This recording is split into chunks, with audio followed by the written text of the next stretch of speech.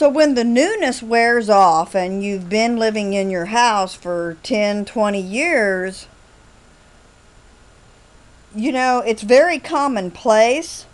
It's kind of like when people get a lake house. They purchase a lake house and they go down to the lake. And it's really neat because it's like it brings back that newish feeling. You know, kind of like people that, newlyweds that are madly in love. By the way, my second marriage was the most horrible day of my life. You know, it's supposed to be the happiest day of your life. I can't decide if it was the date of my baptism or my wedding that was the worst day of my life. But they're both the worst day of my life. They're not the happiest day of my life. What do you think, I'm going to sit here and tell you something just to make you happy? I'm not going to do it. The day I got baptized, I met David Worthington Bartram. And then when I married him, he had full access to my little baby in diapers. Because I wasn't in my right mind when I married him. No, I wasn't in my right mind. He married me. I didn't marry him. He married me. Just look at the video. Look at the video of my wedding. I didn't say those words. Love, honor, and cherish? I didn't say those words. In the process of trying to get the video today from my ex. Maybe you can get it from him. And all the pictures in his possession that give telltale signs of him taking pictures of my naked children. That's why people get a lake house, because they want to feel that newness every time they go back to their little place and leave it the way they left it, and they get to come back and forth so they can feel this newness. That's why a lot of people have more than one home. It's a great feeling. It's a fresh feeling to crawl into a bed that you're not used to. It's the same thing when a person comes into the truth. Let me tell you something. When I came into the truth, here's what was going on. I was flying high. I was like a bird in flight. You see that? Can you relate to that? You can't, can you? I was like a bird flying in mid-heaven. I was like an eagle just soaring through the air. I was happy because I had found the true God. I was on a spiritual high. I was higher than a kite on God. I had found God. I had found the true God, Jehovah. I was flying through the air just doing twirls. You ever have a dream like that? Yeah, where you're dreaming.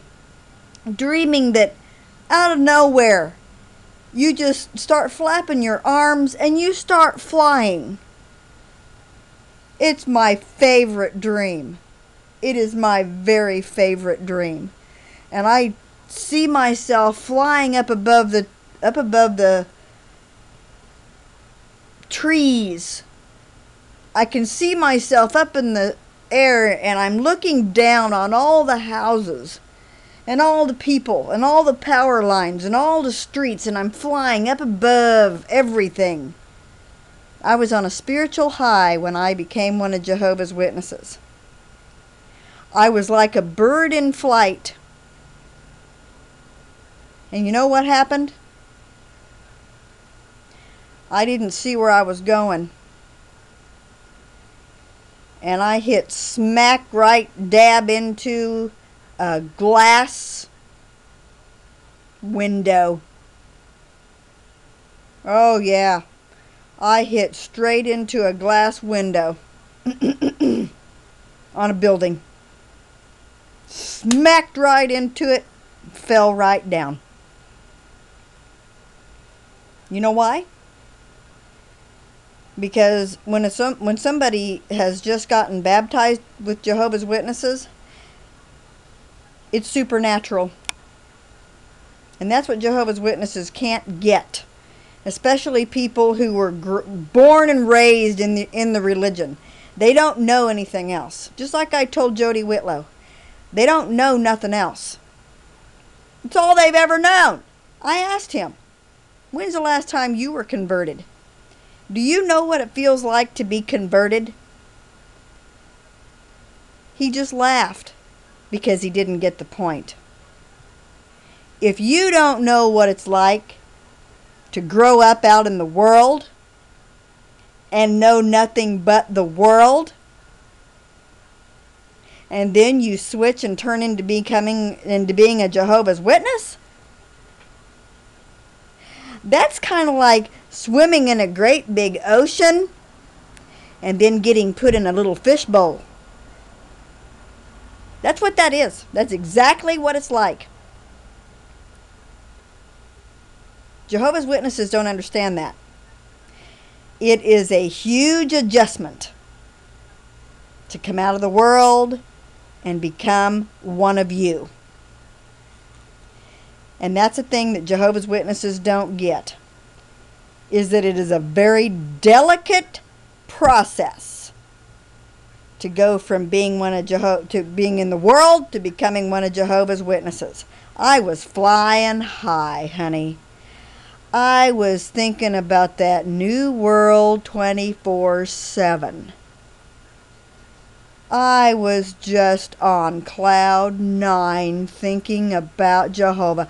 I was in the honeymoon stage of baptism. Do you hear me? I was in the honeymoon stage of baptism. I wasn't looking for anything bad to happen because I thought Jehovah's Witnesses cared about me. And I was wrong. I was wrong. I couldn't think for 1 second that Jehovah's Witnesses would do anything evil. Last place I was looking was for Jehovah's Witnesses to be evil enough to lead me into the hands of somebody that wanted to rape my child.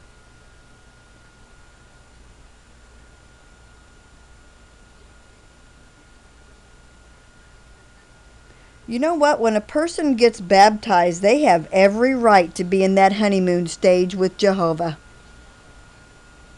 I had it a second time when I got reinstated. You looking at me? I had a second opportunity to have a honeymoon with Jehovah God when I was reinstated. And you know what? It took a few years to get past that. And I had every right to be in the honeymoon stage with Jehovah when I got freaking baptized. And they handed me a bag of snakes. Why? They didn't think it was necessary to keep their wolf on a leash.